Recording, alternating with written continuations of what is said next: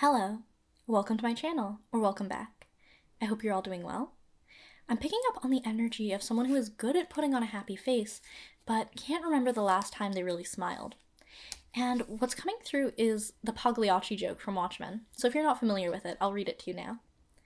Man goes to doctor, says he's depressed, says life seems harsh and cruel, says he feels all alone in a threatening world where what lies ahead is vague and uncertain. Doctor says, treatment is simple.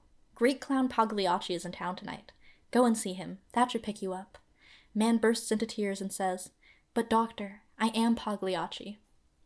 So I get the sense I'm talking to someone who is really good at cheering people up and lifting them out of a rut, where almost in any situation you're in, you can kind of find a silver lining or make some sort of joke that will really cheer someone up, where it almost feels like someone could be having the worst day of their life and you could still find a way to put a smile on their face.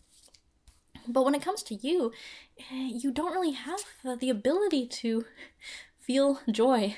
Maybe that's a little dark. Maybe it's not quite that extreme. Maybe there could be periods in your life where you were able to smile, but then there's other periods in your life where it feels like this ability is completely apart from you. And there's no one in the world who could put a smile on your face the same way you seem to be able to do for other people. So let's pull some cards and investigate this sad clown energy. All right, the Hermit. Okay, so I get the sense you're someone who has been traveling a path alone for a very long time, and it feels like you have this really strong sense of direction that is inside of you, but when you turn to the world, that's when things start to feel vague and uncertain, or harsh and cruel, as discussed in the Pagliacci joke. Where I feel like when you're on your own, it's almost like this feeling of not being able to smile or laugh doesn't seem to bother you at all. But I feel like when you're around other people, then the contrast becomes more apparent, where it feels like there's something wrong with you because you're not able to participate in the same feelings that other people seem to have. But the sense that I'm getting is that it's almost both a power and a weakness in some ways, where, like I mentioned, if you're around other people, it could feel like a weakness, but I feel like it is your core strength, where it's very valuable to you that you have this experience, even if at times it feels a little bit conflicted or lonely. All right, so we have the Two of Wands here. So this is someone who is looking at a globe and looking out at the world, but is standing alone. So I feel like you have a really good ability to look outside of things, or like look at the bigger picture, looking outside the box, where I feel like where some people can really get tied down to some of these concerns, where they could have an experience that really affects them, and then they really tie their emotional state to that. I feel like you're someone who can see the bigger picture, and things in the world don't get you down in that same way. But then at the same time, it's almost like things in the world can't bring you joy either. So it's almost like you're outside of this experience that other people seem to be having. All right, and we have the Three of Hearts. Okay, so there could be the Three of Swords, but it's a heart. But the swords correspond to the spades in playing cards. So the Three of Swords is this feeling of suffering in some ways, dwelling in the sadness in this dark place, and really having some harsh feelings in your heart, where I feel like physically you could even be experiencing this, where it almost feels like your heart is literally being stabbed. And this could be something that maybe was a more recent feeling that has kind of awoken in you. Maybe in previous times in your life you weren't even aware of being able to feel things in your heart, but this could be something that emerged more recently, or it could be something you've been dealing with for a while.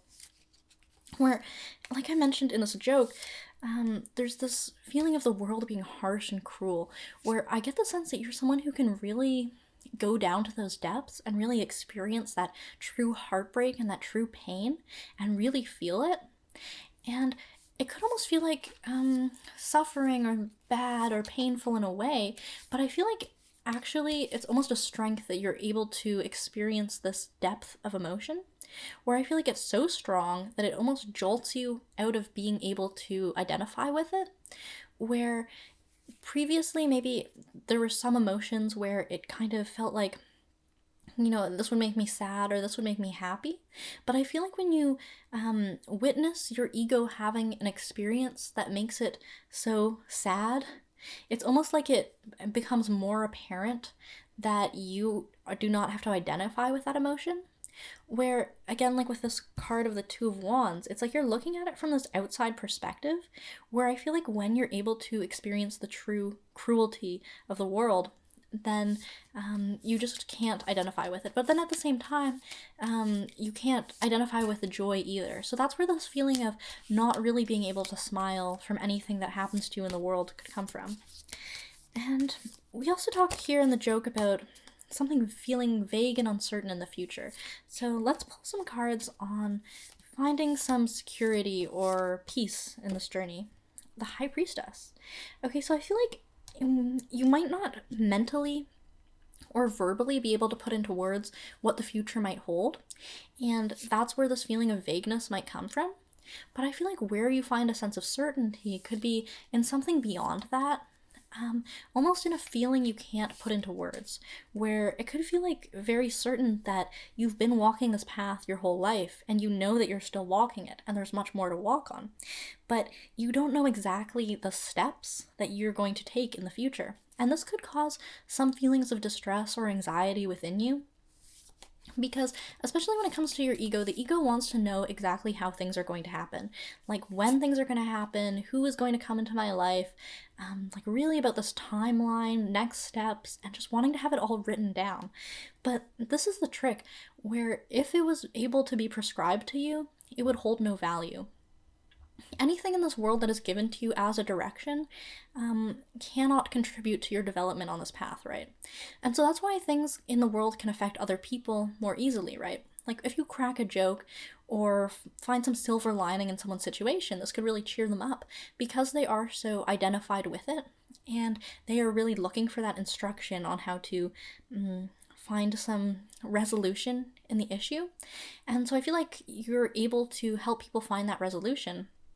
But I think you also understand that anything that can relate to solving a problem with the ego is not actually really helping you on the path, and it's not something that could really bring you any real sense of security, because even if you work out some sort of problem in the world, there's still this sense of uncertainty within yourself. And so I think that this really comes to connecting to this higher power and this higher feeling of just a knowing that things are going to play out a certain way, even if you mentally don't know exactly how they're going to play out. And this can bring you a sense of security. And I feel like part of why you're so able to put a smile on people's faces is that you almost have this higher knowing of what people need to hear in the moment, where it's almost as if in a conversation, sometimes your ego falls away. And it's not like you're expressing some genuine curiosity about how this person's family is doing or how their day is going, or you're trying to reason with them and, talk about your interests. I feel like that is something that can fall away at times from you, and it's almost as if the voice of God is speaking through you in order to convey what someone needs to hear in that moment. Where it's almost like you can't identify with these concerns of what your ego is curious about knowing or anything like that. It's almost like you go beyond that, and you're only able to say something to this person that aligns with what the voice of God is telling you to say. And I know this sounds like a little scary, like almost being possessed by a ghost or a spirit or something, but it's not quite like that. It's more like you're so aligned with the energy of God. And when I say God, I'm not necessarily talking about a Christian God, but like this higher power and this higher knowing of what needs to be done to create more harmony or to progress something in the world and progress something on your own personal path as well. And when you're so aligned with it, it's like you can't speak outside of it, right? When you're in this mode of being in touch with your higher self or your soul or God or whatever you want to call it, it's as if you physically are not able to express something that the ego would typically express, right?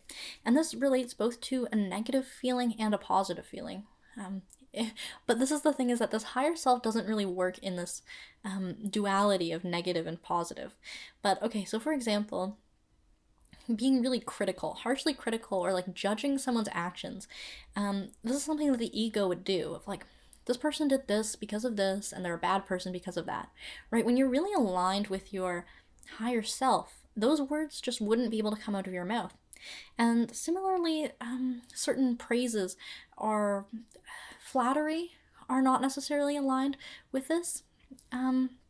Where it's almost this higher level of truth that comes through. And in the same way, you are not affected by praise or criticism when you're in this state, because you have this knowing that the praise and criticism is something coming from an ego leveled at another ego. And because you are not the ego, that doesn't affect you in any way.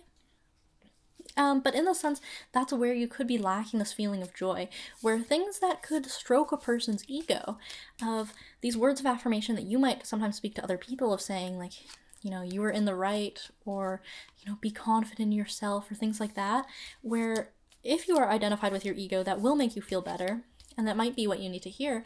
But when you're aligned with this higher purpose, it's like nothing that any person could say to you could actually evoke a feeling of joy within you, if that makes sense. Let's draw some more cards, because this is a bit of a confusing energy, and hopefully it's making some sense to you.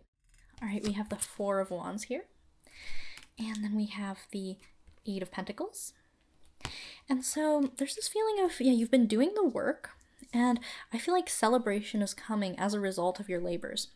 Every time that you align with this higher self or soul or God or whatever you want to call it, you're contributing to your ability to get into that state more easily.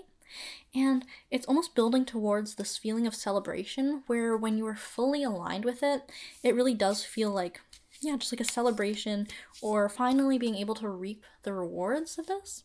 Where I feel like if you were not previously able to have some satisfaction or confidence, or feeling like things are right, or feeling safe or comfortable, I feel like that could be because you were falling back into needing some sort of ego validation, but also understanding that you can't actually receive it. So there's this kind of tension of, you just wish you could find joy in the things that other people seem to find joy in. But I think you also understand that this work you're doing is working to a higher level of fulfillment that could not be achieved if you were able to feel fully satisfied and comforted by things that are working at this lower level that you're no longer able to identify with. All right, we have Strength. Okay, so I feel like there is a feeling of taming a beast within yourself, where there is this contrasting feelings where the feeling of being so distressed at times, maybe, or like in the joke saying depressed, it's almost like this a feeling could cause some sort of chaos or pain or harm to your physical body in some ways, where it's such a strong energy, or you're lacking that kind of the ups and downs of being able to feel things like normal people, like the average human being. Where it could almost feel like this destructive force, where it's almost like you need to do something in order to be able to feel something. So this could have contributed to certain harmful behaviors in your past, maybe relating to substances or physical harm, or putting yourself in bad situations just because you need that adrenaline rush to feel something, because you aren't able to feel okay just in the world normally. So I feel like there is this need to tame the beast within yourself, that part of yourself that is pushing you to extremes in order to feel things, and to like quiet it down and be okay with the stillness of not having the ups and downs, and being able to thrive in that, and understanding that that is its own form of power. Is that when you're not influenced by things in the world, you don't actually need it. Like, you don't need to go along with this identification with things that aren't really true to you, like who you really are. No sad event in your life, or no happy, funny clown performance is actually going to take you down or lift you up. Like, you are already whole and strong, and you have this inner core and this inner guiding light here that is not affected by the ups and downs of the world. But like I mentioned, there is always this striving within yourself. There's this part of yourself that does feel almost uncomfortable with it. And like I mentioned, this could be almost like an interstitial state where you're kind of going between these two worlds, and you haven't fully crossed into that feeling of just being okay with the emptiness, the empty feeling. And it could be because we have some societal issues with this a feeling of emptiness or depression as something being diagnosed. And I'm not a mental health professional, okay? This is not a mental health advice or anything. And if you do have a formal diagnosis, I'm sure you know what is best for you in taking care of yourself. But it's almost like a lot of these things are pathologized and criticized in a sense of like there is something wrong with you because you are this way. Where I feel like part of this journey could almost be accepting that also these external labels might not hold too much relevance for you either. Because maybe you are just existing in a way of being that has been present for all of human history, or as long as the human psyche has been developing. And this is something you can't necessarily put a single word on. And because it is something that not everyone experiences, it could feel like you are different or there's something wrong with you. But I feel like there's a way to embrace this as a source of strength and understand that you're being led on some sort of path, even if it feels vague and uncertain and you don't really know what's going on. All right, so we have the Moon, the Eight of Swords, and the Six of Pentacles coming out here. So I feel like it's almost like you are bound or there's something being hidden from your vision, where I feel like this next step or something that might help resolve this feeling, or like I mentioned, crossing into a new threshold of feeling okay in this lack of feeling, there is something that will happen to you or that you will do, or some information that will be revealed to you, something that you will see that will take you to this next level. But it's impossible for you to know that in advance. It will just happen, and then in the moment you will understand what it is. But you can't get there by striving for it, because like with this figure, they have cloth around their eyes and they are bound physically. So if this is something where you are actively trying to get there, it's not going to work that way. In fact, this information or this action is being hidden from you for some particular reason that will be revealed to you at a later time. And it's just not something that anyone can tell you, and it's not something you can get to by thinking. It's just something that you will experience. All right, and with the Six of Pentacles energy, I feel like this is where this clown persona comes in, where I feel like you would have been okay without the clown persona still walking on your path. But I feel like this was something you adopted in order to have some sense of generosity or contribute something to the world. Like in the joke, right? The clown, or the great clown Pagliacci, is the remedy for anyone's problem. Like, clearly the doctor sends anyone with depression straight to this clown, where you're providing some sort of service to the world by being able to put on this happy face, where you might not feel the ups and downs, but in a sense you could choose your persona to be more doom and gloom, or you could choose it to be something more like a clown, or it could be some sort of trickster, or a femme fatale. There's a whole range of expression that you could choose for this persona. But I feel like out of your generosity is that you've chose to be someone who uplifts others and has this innocent, silly, kind of clownish sense to you, where this is just something that you've have maybe adapted, maybe in a earlier part of your life, maybe, where there could have been a case where you were around people who were very rarely feeling good. So this was some sort of survival mechanism that you might have adapted in order to find some way to bring light into your life when you were in those conditions. Or it could have been like, I'm getting like a class clown feeling, or maybe people wouldn't have accepted you, but because you made them laugh, then this gains you some sort of social capital. Or it could just be like you have a natural ability to be funny and find the humor in things, so this was something that naturally worked well for you. But I am getting the sense that it's not something that you necessarily have to do. So it's not like you were being forced to be a clown and make other people laugh. I think it's something you are choosing to do on a certain level because you enjoy seeing other people happy and being uplifted. Even if you understand that this happiness is not the sort of thing that you could experience personally. All right, and with the moon. So we have the two dogs howling at the moon. And I feel like this is corresponding in some ways to the High Priestess card as well, where the moon appears. And it's something that is taking place at night. And it almost feels like some sort of secretive ritual is going on here, where I feel like your ability to commune with this higher self that I mentioned is something that is a little bit hidden away from other people, where even if you tried to explain it in words, people couldn't understand it.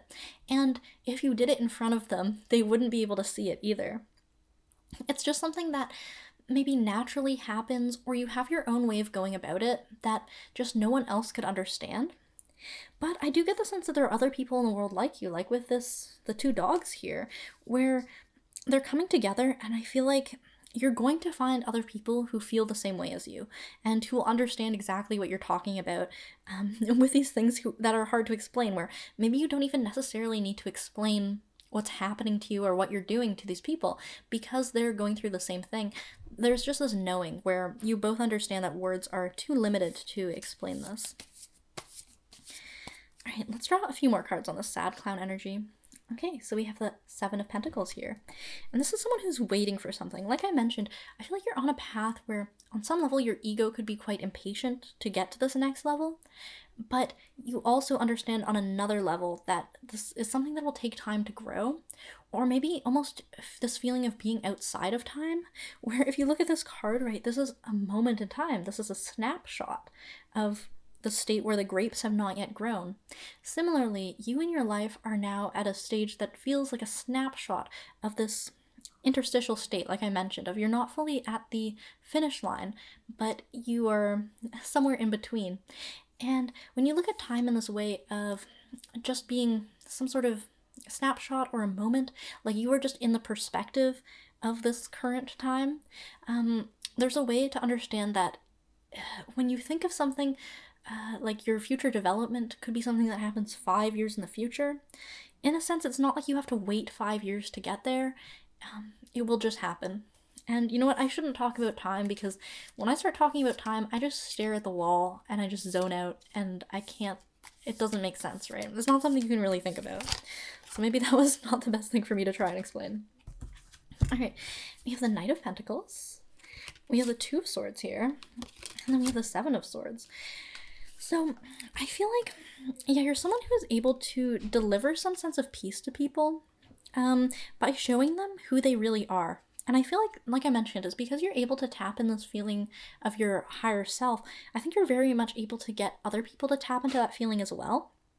Where, like I mentioned, you say the exact right things that are needed in order to put someone in the state where I think you're really good at seeing people's highest potential, or like I mentioned, knowing what they need to hear right now, where maybe if someone was stuck on a certain problem or a certain pivotal point in their life, I feel like you can almost illuminate the path for them. And with this Seven of Swords card here coming out, I feel like you're someone who can be a little bit crafty in some ways, where and like there is a circus in this card in the background, where like I mentioned, like with the clown is it's kind of this act that you're putting on, where I feel like when it happens you actually know that you're putting on a happy face. It's something almost intentional or something that you're highly aware of. It's not like you've gotten into this mode of pretending to be happy when you're actually not. It's more like you know that you are physically making your body smile in order to evoke some sort of reaction. But it's very intentional, or you're very aware of it. And it's actually not something that you should see as this sad or painful thing. Like in the joke, the clown bursts into tears because he feels so helpless. The clown Pagliacci is the only answer, the only remedy to his problem, but because he is the clown, he can't experience it himself. But I feel like this is not something that you have to be sad about, right? Because like I mentioned, you understand that it's an act you're putting on. And so in that sense, it wouldn't work on you if someone did the same thing, because you would be able to see through the act. And with this Two of Swords, it is this sort of illusion of choice, or this false duality.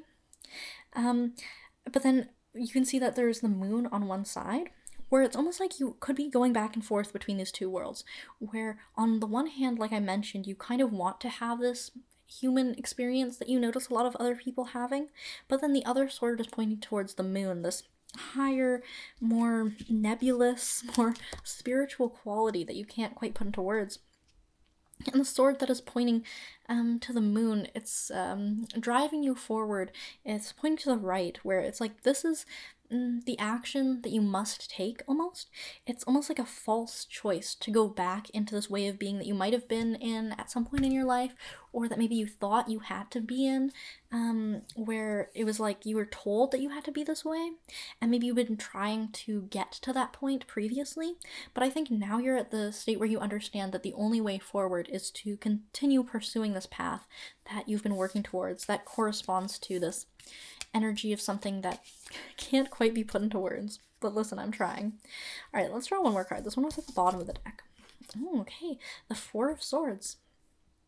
Okay, so I feel like this is the sense of contributing to something bigger than just your mortal persona or your mortal being. Like the actions that you are taking contribute to something larger than yourself. So I think this is where these feelings of vagueness or uncertainty can almost fall away because you understand that you don't have to know in your life what the purpose of your life is or how you'll affect other people or how you'll affect the world, because there is this peace in knowing that you have made some impact on the world and that impact will be fully realized after your death or outside of the realms that your mortal mind could understand.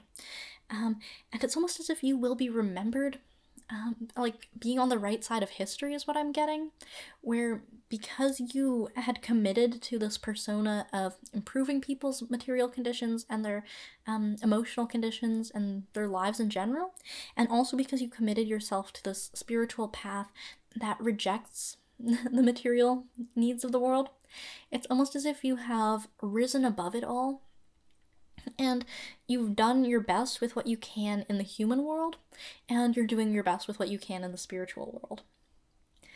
Alright, well, I hope that if you're a bit of a sad clown that this might have cheered you up. And one wonderful remedy to this feeling is to actually put on clown makeup and go out in public and clown around, because I think this will help you connect to your life's purpose just a little bit. It's my humble advice. Alright, well, as always, thank you so much for watching, and I hope to see you in the next one.